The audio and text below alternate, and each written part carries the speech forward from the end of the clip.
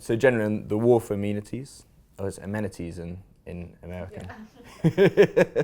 I know from the employer occupier side that food service generally tends to be mighty popular. From the employer side, from the occupier side, because occupiers are the primary users of amenities, right?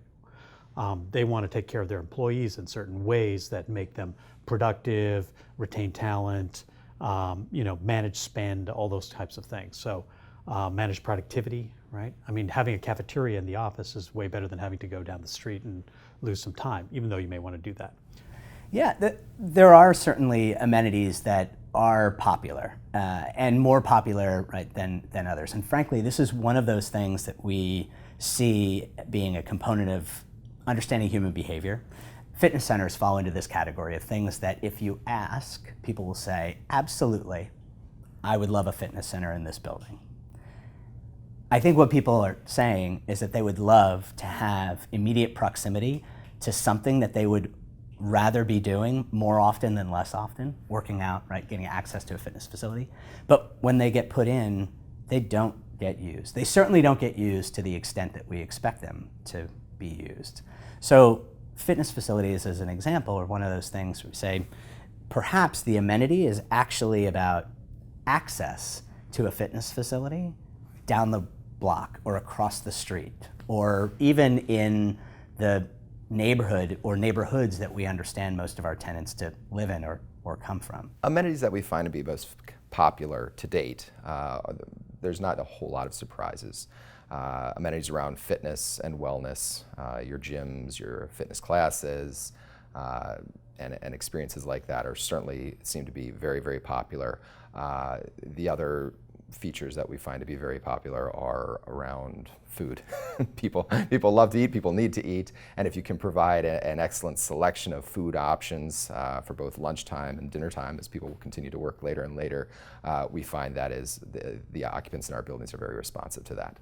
I think the places that have been the most popular as far as the amenities in our space has been two. One is our outdoor roof and terrace because, well, it's an outdoor space and that's amazing.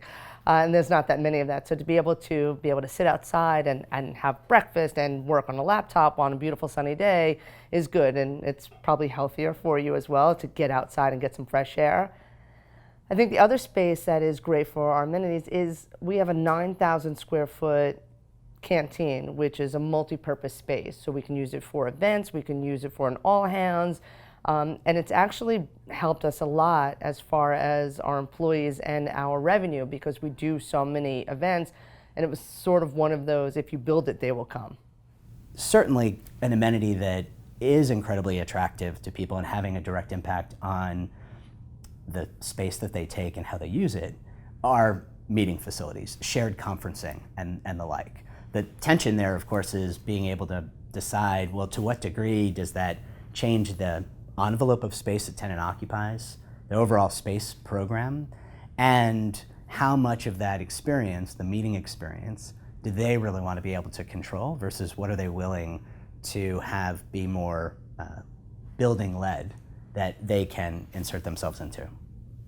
So concentrating on things like fitness, well-being, where a lot of that's dictated by, I suppose, the type of building that we're actually working with in many cases, and also the type of market. So on the West Coast, you see that kind of war for talent actually driving lots of employers to provide those amenities within their space, whereas on the East Coast it's slightly more communal amenities are really driving value. Also important from a bandwidth distribution standpoint, we've kind of forgotten about the connection that we have to the outside world, speed, resiliency, sustainability of that. We're actually bringing fixed wireless, broadband fixed wireless in off 32 Ave of the Americas, which is a building that we own and developed at Rudin. And that ultimately that's going to create a totally separate and diverse pathway for bandwidth connectivity to that building. Dock 72 is surrounded on three sides by water. So redundancy, it only has one entrance. So we had to figure out a way to come in a second way, and we're bringing in microwave down through the roof and then distributing that throughout the building at multi-gigabit speeds. It'll be very, very unique.